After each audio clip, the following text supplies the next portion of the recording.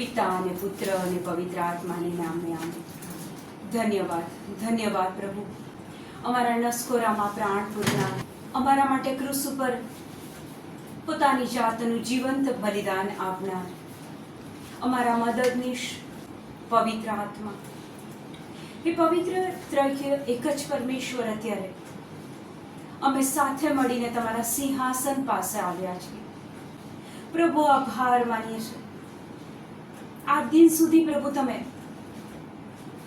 અસંખ્ય પ્રસંગોમાં તમારો અનુભવ અમને કરાયો છે. આજે પ્રભુ પવિત્ર આત્મા, તમારા વચનો દ્વારા તમે અમને ફરીથી એ પ્રભુના મહિમામાં લઈ જઈ રહ્યા છો માટે આભાર માનીએ છીએ. પવિત્ર આત્મા, આ રૂમમાં, આ જગ્યા પર તમારી હાજરી છે માટે આભાર માનીએ છીએ. દેવદૂતો અહીંયા અમારી આજુબાજુ છે માટે આભાર માનીએ છીએ. પવિત્ર આત્મા, પ્લીઝ અમારા એક કે એકના મન, હૃદય અને શરીરનો કબજો તમે લઈ લો. Thank you Lord, thank you Jesus. Amen. ઘોડાને કાબૂમાં કરવો હોય તો એના મોઢામાં જેકરડી લગાવી દે, એટલે ગમે એવો તોફાની ઘોડો હોય પણ એનો જે માલિક હોય એ એને કંટ્રોલમાં કરી શકે. બરાબર? મોટું વહાણ હોય દરિયામાં, તોફાન હોય, પણ એ નાના અમથા સુકાન દ્વારા એની દિશાને એ બદલી શકાય. કરેક્ટ? અને એ જ રીતે આટલા મોટા શરીરની અંદર જીભ બહુ નાનું અંગ છે, પણ એ જીભ આપણા જીવનની દિશા બદલી શકે છે અને ઘણી બધી પરિસ્થિતિઓને એ જીભ બદલી શકે છે. એટલે આપણા મુખમાંથી જે શબ્દો નીકળે છે, ઘણી વખતે આપણે એને બહુ લૂઝલી વાપરીએ છીએ, પણ એક શબ્દ આપણા જીવનની દિશા બદલી શકે છે. બરાબર? એક વચન દ્વારા એને સમજીએ. અનુસંહિતા 30:19. આજે હું આકાશ અને પૃથ્વીની સાક્ષીએ તમારી આગળ જીવન અને મરણ. પ્રભુ કહે છે, આકાશની સાક્ષીએ તમારી આગળ જીવન અને મરણ, આશીર્વાદ અને શાપ પસંદગી માટે રજૂ કરું છું. એટલે ચોઇસ ઇઝ યોર્સ. જીવન પસંદ કરવું કે મરણ પસંદ કરવું, આશીર્વાદ મેળવવા કે શાપ મેળવવા, પ્રભુ કહે છે તમને પસંદગી હું આપું છું. એટલે કે આપણા મુખમાંથી જ્યારે આપણે શબ્દો બોલીએ છીએ, ત્યારે આપણા શબ્દો દ્વારા આપણા જીવનમાં એ પરિવર્તન આપણે લાવીએ છીએ. યાદ કરો, નકારાત્મક શબ્દો ભૂતકાળના, શંકાશીલ શબ્દો, અને એ જ આપણા જીવનમાં પાક લાવ્યો છે. અને વચન તો કહે છે ને કે જીવન અને મરણ તમારી જીભ પર છે, અને જેમ ચલાવશો તેવા ફળ મળશે. સુભાષિતો 18:21. એટલે આ જીભ એ નાની તો છે. યાકોબ 3:5 કહે છે કે જીભ નાની તો છે, પણ પરાક્રમ બહુ મોટા કરે છે. ઝઘડા બી કરાવી શકે છે, સુમેળ બી કરાવી શકે છે, શાંતિ બી કરાવી શકે છે, અશાંતિ બી કરાવી શકે છે. તો આ જે શબ્દ છે, શબ્દ એ કન્ટેનર છે, એક વાસણ છે. ફેક્ટ, હકીકત બોલું છું કે ચારે બાજુ વરસાદ પડી રહ્યો છે. ચોમાસાની સિઝન છે, વરસાદ પડી રહ્યો છે. એ શબ્દો થયા. એની અંદર એ કન્ટેનર થયું. એની અંદર ચારે બાજુ વરસાદ પડે છે. આગાહી છે કે અમદાવાદ ડૂબી જશે. ગઈકાલે જ પેલી જગ્યાએ 3 ખાડા પડ્યા, બસ અંદર પડી ગઈ. પાછળના વાક્યોમાં, પાછળના શબ્દોમાં શંકા, ચિંતા, વહેમ. તો શબ્દ એ કન્ટેનર છે, પણ એ શબ્દની અંદર તમે શું મૂકો છો?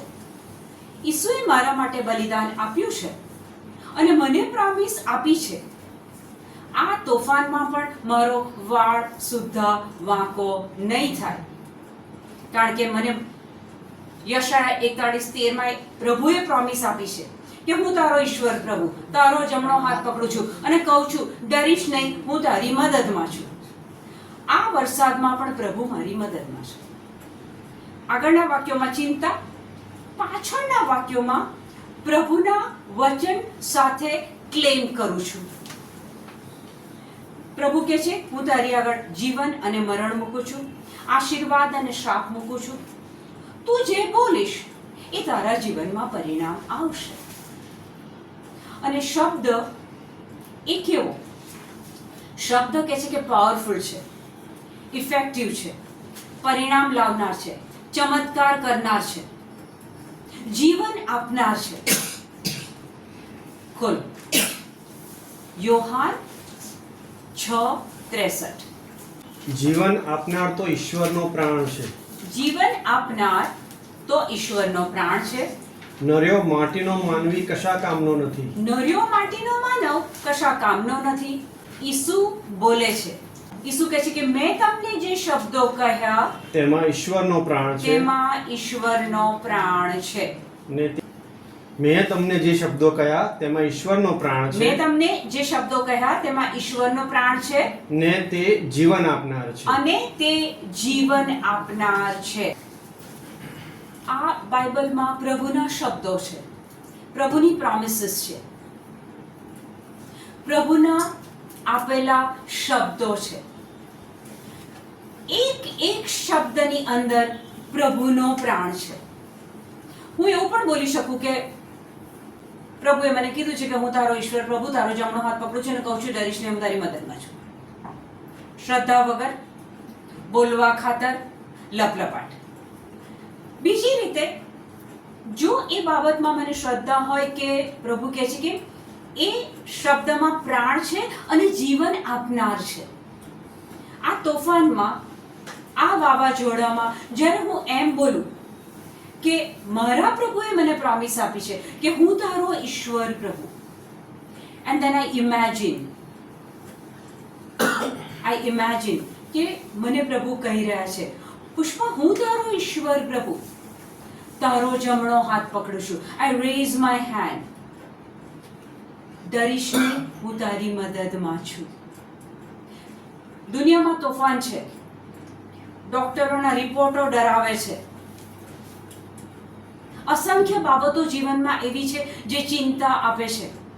બાળકો મોટા થયા છે, એમના વિશેના પ્રશ્નો છે. લગ્ન માટે પાત્રો શોધી રહ્યા છો બાળકો માટે. અનેક બાબતો છે, પણ એક બાબતને તમે કોઈકની આગળ શેર કરો છો ત્યારે એ કન્ટેનર, એ શબ્દની અંદર શંકા મૂકો છો. ઈસુના કહેવા પ્રમાણે એક શબ્દમાં પ્રાણ છે અને એ જીવન આપનાર છે. ઈસુના ઘાથી મને સાજાપણું મળી ગયું છે. 500 વખત બોલવું, લપલપાટ કરવો ઇઝ વન થિંગ, પણ એ બોલતી વખતે ઈસુને ક્રૂસ ઉપર જુઓ છો, એના શરીરના ઘાને જુઓ છો, એમના લોહીને જુઓ છો, એમના શરીર પર પડેલા સોડને જુઓ છો અને બોલો છો કે ઈસુના ઘાથી મને સાજાપણું મળી ગયું છે. આ શબ્દ જીવન આપનાર છે. અનુસંહિતા 30:29. પસંદગી તારી. હું તારી આગળ જીવન પણ મૂકું છું, મરણ પણ મૂકું છું, આશીર્વાદ પણ મૂકું છું, શ્રાપ પણ મૂકું છું. પસંદગી તારે કરવાની. તારા શબ્દોમાંથી તું કઈ ક્વોલિટીના શબ્દો કાઢે છે એ તારા પર છે. પ્રભુ કહે છે ઘણી બધી વખત આપણા શબ્દો દ્વારા, આપણા પોતાના શબ્દો દ્વારા આપણી અશ્રદ્ધા આપણે જાહેર કરીએ છીએ. અપ્લાય તો કર્યું છે વિઝા માટે, થશે કે નહીં થાય, ક્યારે થશે. લગ્ન માટે પાત્ર તો શોધી રહ્યા છે, ખબર નહીં ક્યારે મળશે, બહુ સમય થઈ ગયો, અમે તો બહુ ટ્રાય કરી ચૂક્યા છીએ. તમારા શબ્દો. ઇઝરાયલીઓ શું કરતા હતા ખબર છે? ખોલો સ્ત્રોત્ર સંહિતા 78 એમાં 41 કાઢો. ઇઝરાયલનો હમ. જે ખરે અતિ પાવન ભગવાન ઇઝરાયલનો પ્રભુ, ઇઝરાયલોને ગુલામીમાંથી બહાર કાઢનાર એ પ્રભુ કેવો? અતિ પાવન અતિ પવિત્ર. ઓકે, પછી એને નાણી જોઈને દુભાવ્યો વારંવાર. ઇઝરાયલી લોકો ઘડી ઘડી પ્રભુને નાણી જોતા હતા, ચકાસી જોતા હતા અને પછી એને દુભવતા હતા, એને દુઃખ લગાડતા હતા. જે ઇઝરાયલી લોકોએ અસંખ્ય ચમત્કારો મિસરમાં જોયેલા, ઇજિપ્તમાં જોયેલા, એ ઓછા હતા? રાતા સમુદ્રમાંથી બહાર કાઢ્યા, કોરી જમીનમાંથી, એ ચમત્કાર ઓછો હતો? તરસ લાગી અને ખડકમાંથી પાણી કાઢ્યું અને પીવડાવ્યું, આ ચમત્કાર ઓછો હતો? ભૂખ લાગી, રણમાં ક્યાંય ભોજન નથી, પ્રભુએ સીધું સ્વર્ગમાંથી માનના આપ્યું. અને એ માનના કેવું? એ ધાણાની દાળ જેવું નાનું નાનું, એની બધા જ વિટામિનોથી, મિનરલ્સથી, બધી શક્તિથી ભરપૂર એ માનના હતું. એ માનના ખાનારને તાવ નથી આવ્યો, એમના ઢીંચણ ના ઘસાયા, એમને કોઈ શારીરિક પ્રશ્નો નથી થયા. એ માનના એટલું બધું શક્તિશાળી હતું. આટલા ચમત્કાર કર્યા તે છતાં એ ઇઝરાયલીઓ રસ્તા પર, મિસરથી પ્રોમિસ લેન્ડનો રસ્તો માત્ર 11 દિવસનો હતો, ઓન્લી 11 days. કારણ કે એ લોકોની અશ્રદ્ધા પ્રભુએ જોઈ, ઘડી ઘડી એ લોકો પ્રભુ પર શંકા રાખતા હતા. વચનમાં કહે છે કે એને નાણી જોતા હતા, પ્રભુ પર વિશ્વાસ નહોતા રાખતા, અને એટલે 11 દિવસનો રસ્તો 40 વર્ષ સુધી એ લોકો રણમાં ચાલ્યા જ કરે છે, ચાલ્યા જ કરે છે, ચાલ્યા જ કરે છે, પણ એમનું ડેસ્ટિનેશન આવતું નથી. અને આ વચનનું અંગ્રેજી ભાષાંતર બહુ સરસ કહે છે, yes, again and again they tempted God. Again and again they tempted God and limited the Holy One of Israel. પ્રભુને મર્યાદિત કરી દીધો, લિમિટેડ કરી દીધો. એ લોકોએ ઘડી ઘડી પ્રભુ પર શંકા રાખીને, પ્રભુ પર સવાલો પૂછીને પ્રભુને લિમિટેડ કરી દીધો, મર્યાદિત કરી દીધો, એમના શબ્દો દ્વારા. એમના શબ્દો દ્વારા. જબકી શબ્દોમાં કેવો પાવર છે? પ્રભુ કહે છે કે એ તો જીવન આપનાર છે. કરેક્ટ? હવે જ્યારે તમે શબ્દો બોલો છો, પ્રાર્થનામાં જવું તો છે, પણ હવે વરસાદ પડે છે, કેમ નહીં જવું? તમારો શબ્દ એ કન્ટેનર થયો, એની અંદર સબસ્ટેન્સ કયું હતું? શંકા. વિઝા માટે ટ્રાય તો કર્યું છે મારા છોકરા માટે, ખબર નહીં ક્યારે મળે, કેવી રીતના મળશે. હમણાં છે ને બહુ કોમ્પિટિશન છે, હમણાં બહુ બધાએ અપ્લાય કર્યું છે, એટલે ખબર નહીં મળે, ક્યારે મળે. એ તમારા શબ્દની અંદર શંકા હતી. રાતા સમુદ્રમાંથી બહાર કાઢ્યા છે, ખડકમાંથી પાણી પાયું છે, સ્વર્ગમાંથી માનના આપ્યું છે, હજી એ ઇઝરાયલી લોકો પ્રભુ પર શંકા રાખે છે. એ જ આપણે છીએ આજે. તમારા જીવનને યાદ કરો, ભૂતકાળમાં કેટલી બાબતમાં એક વીઆઈપી કોટામાંથી તમને ફેવર આપી છે પ્રભુએ. યશાયાના પુસ્તકમાં કહે છે કે આપણે તો જેમ તેમ ભટકતા હતા, પ્રભુ આપણી પાસે આવ્યા છે. તમારા જીવનને યાદ કરો, ભૂતકાળમાં કેટલી બાબતો એવી બની છે કે તમારી કેપેસિટીથી નથી થયું.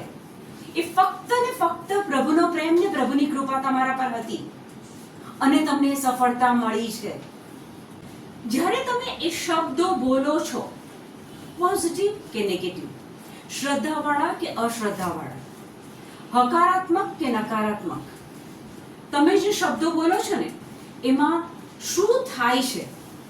ખોલો યશાયા 57:19. અને તેમને માટે શોક કરનાર, એમને માટે શોક કરનાર, દૂરના અને નજીકનાઓને, દૂરના અને નજીકનાઓને આશ્વાસનની વાણી, આશ્વાસનની વાણી સંભળાવી શાંતિ આપીશ. સંભળાવી શાંતિ આપીશ. હું તેમના ઘર ઉજવીશ. હું તેમના ઘર ઉજવીશ. આઇઝાયા 57:19 માં કહે છે, I create the fruit of the lips. Again I repeat. પ્રભુ કહે છે, I create the fruit of your lips. તમારા મુખમાંથી જે નીકળે છે એના ફળ હું ક્રિએટ કરું છું, સર્જન કરું છું. કે આપણે જે બોલીશું એ બધું પ્રભુ ક્રિએટ કરે છે. I create the fruit of the lips. તમારા મોઢામાંથી જે નીકળે એને હું ક્રિએટ કરું છું. ઈશ્વર પિતાની પૃથ્વીનું સર્જન કરવું હતું તો બોલ્યા, એકે એક વસ્તુ બોલ્યા, અજવાળું થાવ, પાણી છૂટા પડો, આકાશ અને પૃથ્વી બનો, ગુમ્મટ બનો, તારા બનો. જ્યારે જ્યારે આપણા મુખમાંથી શબ્દો બોલાય છે ત્યારે એનું સર્જન પ્રભુ કરે છે. હું નથી કહેતી, વચન કહે છે. એક સાક્ષી છે. એક વ્યક્તિ મારી સાથે વાત કરે છે અને કહે છે કે મારે જે નોકરી હતી એ છૂટી ગઈ. એટલે કહે છે કે તમે મારા માટે પ્રે કરો ને, પ્રાર્થના કરો ને કે મને નોકરી મળી જાય. એટલે મેં એ વ્યક્તિને એવું શીખવાડ્યું, કારણ કે મને ખબર પડી ગઈ છે કે પ્રભુ આપણા લિપ્સમાંથી જે નીકળે છે એનું ફ્રૂટ પેદા કરે છે, એના ફળ પેદા કરે છે. એટલે મેં એ વ્યક્તિને શીખવાડ્યું કે તું ને તારા કુટુંબવાળા એક વાક્ય બોલો કે પ્રભુ ઈસુ ખ્રિસ્તના પવિત્ર નામમાં, ઇમરજન્સીમાં, મોટી કંપનીમાં, મોટા પગારવાળી, લોંગ લાસ્ટિંગ નોકરી મને આ જ અઠવાડિયામાં મળી ગઈ છે. આપણે અહીંયા પ્રભુની સાથે આપણો સંબંધ બતાવ્યો. ડિલે નહીં પ્રભુ, નો ડિલે. આ જ અઠવાડિયામાં મને મળી ગઈ છે અને પ્રભુએ તો વચન આપ્યું છે કે તમારા લિપ્સમાંથી જે નીકળશે એનું ફળ આપીશ. ઓલમોસ્ટ 9મો દિવસ થયો. ભૂતકાળની જે નોકરી હતી એના કરતા simply double payment. I create the fruits of the lips. એક જગ્યાએ જો એ છોકરો એમ પ્રાર્થના કરતે, ક્યારે મળશે, ક્યારે મળશે, અરે યાર અત્યારે કેવી રીતના ઘર ચલાવું, મારા કુટુંબનું શું થશે. એને મેં આપ્યો જે શબ્દ, જે વચન, એ એને પકડી લીધું. હવે બાઇબલમાંથી આજે બે વ્યક્તિઓને આપણે લઈએ જેના પરથી આપણે સમજીએ કે આપણી શંકા આપણા જીવનને નિષ્ફળ બનાવે છે. આપણા નેગેટિવ શબ્દો આપણા જીવનની પ્રગતિને કેટલી રોકી રાખે છે. બે પાત્રો, એક છે કુમારી માતા મરિયમ અને બીજું પાત્ર છે જખરિયા. જખરિયા એ એલિઝાબેથના હસબન્ડ. યોહાન ઈસુ પહેલા આવે છે અને ઈસુ આવવાના છે એની જાહેરાત કરે છે. એ યોહાનના પિતાનું નામ જખરિયા અને જખરિયા એ પુરોહિત હોય છે. અને જૂના સમયમાં મંદિરમાં અલગ અલગ પુરોહિતે એ મંદિરના અંદરના ભાગમાં જવાનું અને પછી ત્યાં પ્રાર્થના કરવાની. હવે જખરિયા અને એલિઝાબેથ ની ઉંમર બહુ મોટી થઈ ગઈ હોય છે અને એમને બાળક હોતું નથી. એ લોકો વર્ષોથી પ્રાર્થના કરતા હતા કે પ્રભુ અમને બાળકની ભેટ આપે, પણ બાળક થયું નહોતું. પણ બંને ભક્તિપરાયણ હતા, નમ્ર હતા, પ્રાર્થના કરતા હતા, પ્રભુની સેવા કરતા હતા, સારા માણસો હતા. હવે એક વખતે વારાફરતી વારામાં જખરિયાનો વારો આવ્યો મંદિરની અંદર પ્રાર્થના કરવા જવા માટે.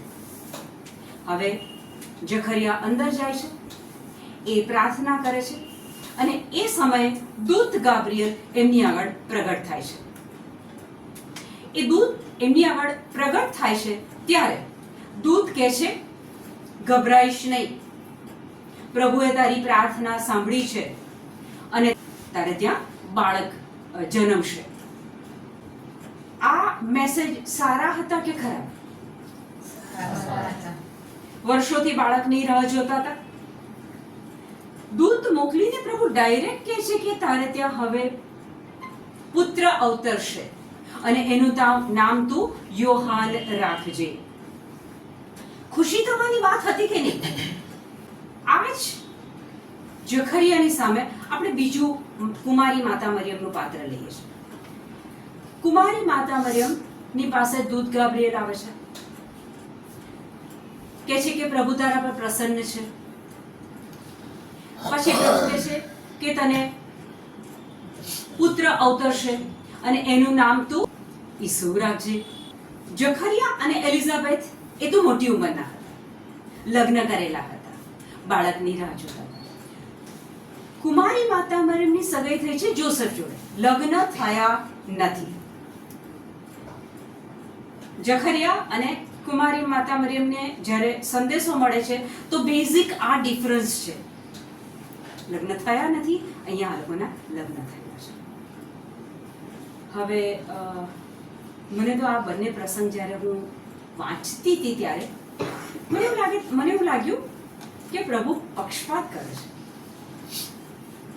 જો તમે આ વાંચ્યું હોય તો જેવા દૂત ગાબ્રિએલ જખરિયાને સમાચાર આપે છે કે તારે ત્યાં પુત્ર અવતરશે, એનું નામ તું યોહાન રાખજે, તો જખરિયા શું કરે છે?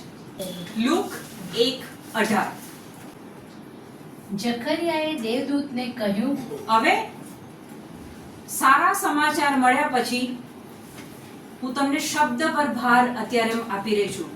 આજના સેશનમાં શબ્દો કેવા કાઢો છો તમે, અને એનું પરિણામ તમારા જીવનમાં કેવું તમે જાતે લાવો છો, અને છેલ્લે પછી પ્રભુને કહો છો કે પ્રભુએ આ બીમારી આપી, પ્રભુએ આ નિષ્ફળતા આપી, પ્રભુએ આ કરી. નો, તમે જન્મ્યા એ પહેલા પ્રભુ તમારા માટે બલિદાન આપી દીધું છે. પ્રભુ નથી ઈચ્છતા કે તમને સહેજ પણ તકલીફ પડે. ઓકે, વાંચો. હવે સારા સમાચાર મળ્યા છે ત્યારે દૂતને જખરિયા શું જવાબ આપે છે? જખરિયાએ દેવદૂતને કહ્યું, જખરિયાએ દેવદૂતને કહ્યું, મને કેમ એનો વિશ્વાસ પડે? ફરીથી, મને કેમ એનો વિશ્વાસ પડે? મને કેમ એનો વિશ્વાસ પડે? સૌથી પહેલો સવાલ, મને કેવી રીતના વિશ્વાસ આવે?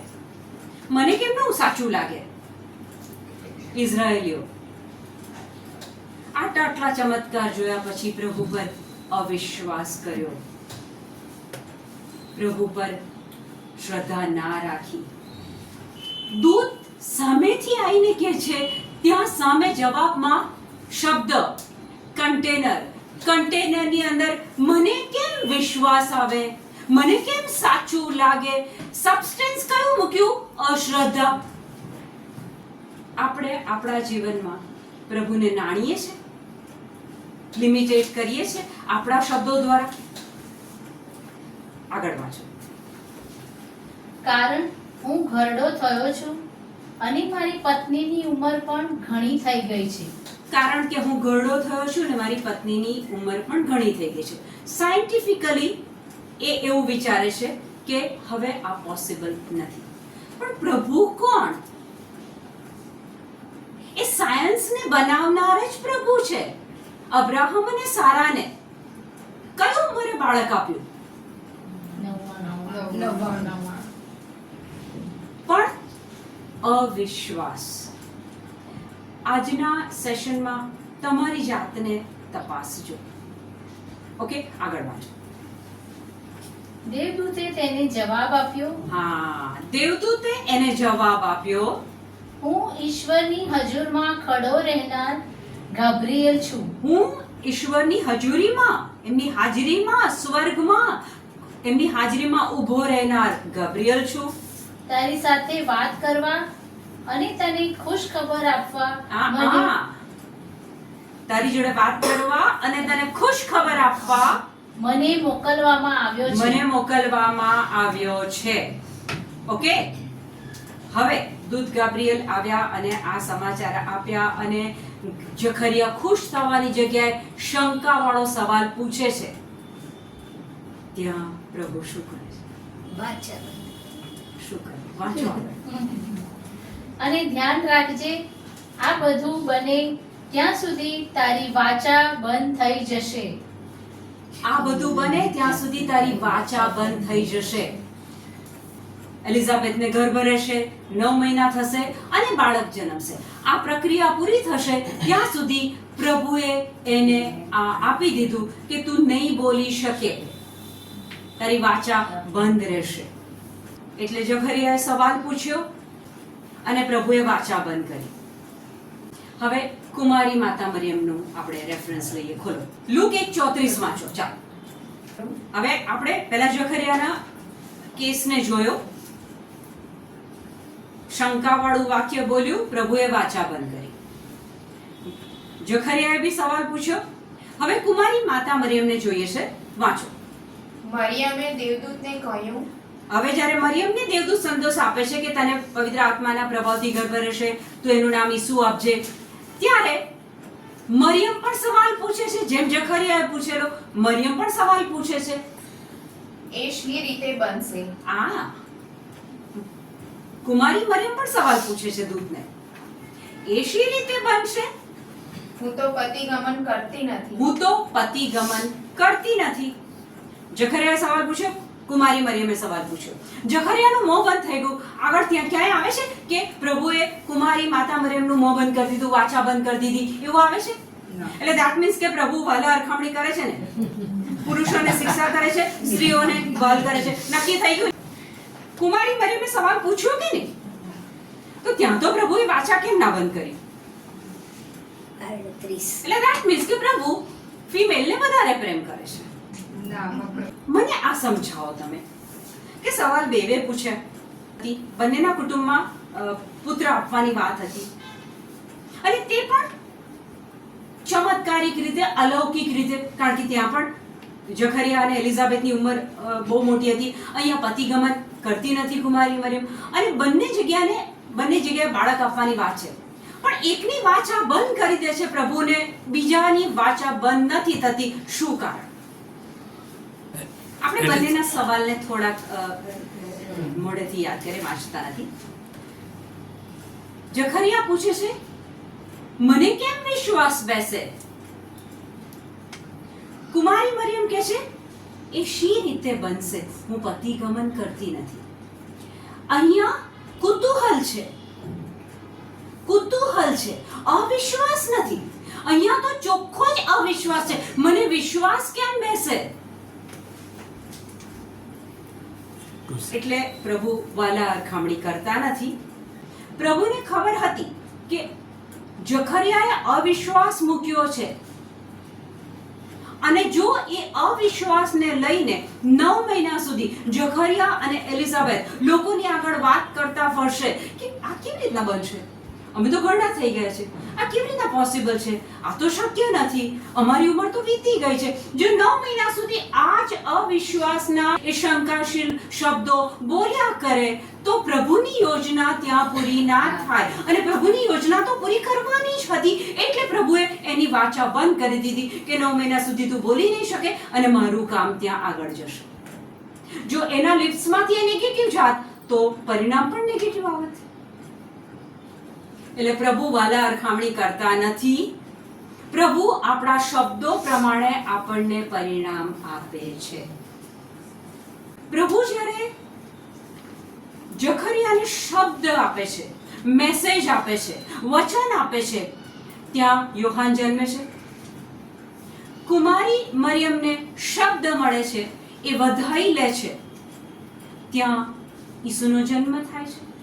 ધેટ મીન્સ કે પ્રભુ જ્યારે આપણને કોઈ શબ્દ, મેસેજ, પ્રભુ વચન આપે તો ત્યાં પરિણામ આવશે ને આવશે જ. એ નક્કી થઈ ગયું. આ બંને કેસમાં કેટલા બધા વચનો પ્રભુએ આપણને આપ્યા છે, કેટલી બધી પ્રોમિસીસ આપણને આપી છે.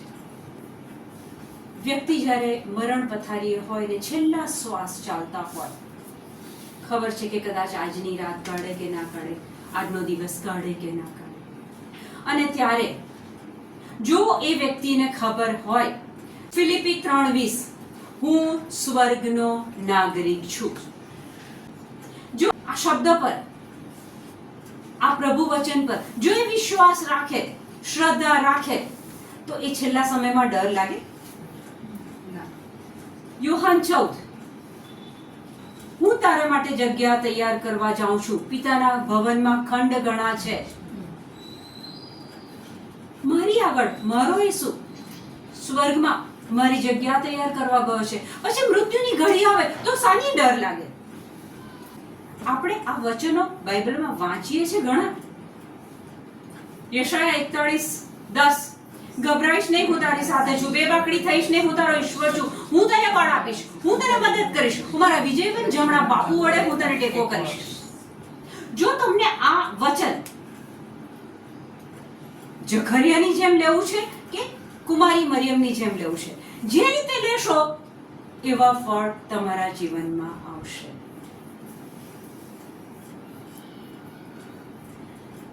એવું નથી કે આ પ્રભુના વચન અહીંયા ઊભી ઊભી બોલું છું એટલે મારી પર કોઈ અટેક નથી થતા, એવું નહીં સમજતા. એ અટેક મારી ઉપર પણ થાય છે. પરમ દિવસે રાત્રે હું સુવા ગઈ, દિવસ દરમિયાન મને કશું ખબર જ નથી, હું રાત્રે સુવા જાઉં છું અને આ પાર્ટમાં સિવિયર પેન એટલે આમ પુષ્કળ. હવે પ્રભુ ઈસુએ આપણને શીખવાડી દીધું છે.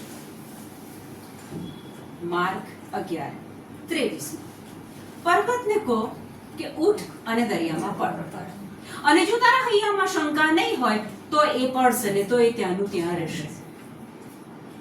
હવે મેં રાત્રે એ દુખાવાને ધમકાયું, પર્વતને કાઢ્યો અને હું સૂઈ ગઈ. હું સવારે ઉઠીને તો 7 ગણું વધારે દુખાવો પડ્યો. એટલો એ રાત્રે દુખાવો હતો, એના કરતા પણ મને પુષ્કળ દુખાવો હતો. પણ મેં બિલકુલ શંકા નથી કરી અને મેં બોલવા માંડ્યું, પ્રભુ હું તમારો આભાર માનું છું, તમારા ઘાથી આ દુખાવો નીકળી ગયો છે, તમારા સોળથી હું સાજી સમી છું, આ પર્વત નીકળી ગયો છે, હું ખ્રિસ્તનું શરીર છું, દુખાવાનો મારા પર કોઈ પાવર નથી, મારી વિરુદ્ધ ઘડાયેલું એક બી હથિયાર કામમાં નહીં આવે. કન્ટેનર વાપર્યું, એમાં પૂરેપૂરી શ્રદ્ધા અને ક્લેમ કર્યું. અને મેં કાલે રાત્રે જ પ્રવીણ અંકિત આગળ શેર કર્યું કે એ કલાક ગયો, 1.5 કલાક થયો, ઓછું થયું અને ક્યારે એ એકદમ એનાથી હું મુક્ત થઈ ગઈ એ મને ખબર નથી. પછી અમુક કામ કરતી વખતે મેં એક્સપિરિયન્સ કર્યું કે આ તો એકદમ નીકળી ગયું છે. એ રાત્રે ઓલમોસ્ટ અહીંયા સોજો આવી ગયેલો મને. મારી પાસે 2 ઓપ્શન હતા, એક રેલી સ્પ્રે લગાવી દો અને ઊંઘી જાઉં. પણ મેં વિચાર કર્યો કે દુનિયાવી માણસોએ રેલી સ્પ્રે બનાવ્યું છે, એના કરતાં મારા જીવતા દેવે જેણે મારા માટે ક્રુસ ઉપર બલિદાન આપ્યું છે એ લોહીને મેં ત્યાં લગાડ્યું. હું બોલી કે પ્રભુ શું તમારા પવિત્ર નામમાં આ જગ્યાને તમારા લોહીમાં ઢાંકું છું, અને એ સ્પ્રે મને પાવરફુલ લાગ્યું. આપણો અભિગમ, આપણા શબ્દો, આપણે સાની કબૂલાત કરીએ છીએ. મારા બહુ બધા વિડીયોમાં મેં મારી કબૂલાત એવા વિડીયો મૂક્યા છે, પ્રભુ વચન મારા મુખે એવા વિડીયો મૂક્યા છે. કેમ? એ બોલો અને તમે બોલશો ત્યારે યશાયા 57:19 અનુસાર પ્રભુ કહે છે I create the fruit of the lips. પ્રભુએ તો કહી દીધું અનુસંહિતા 30:19માં, જીવન અને મરણ તારી આગળ મૂકું છું, આશીર્વાદ અને શાપ મૂકું છું, પસંદગી તારી.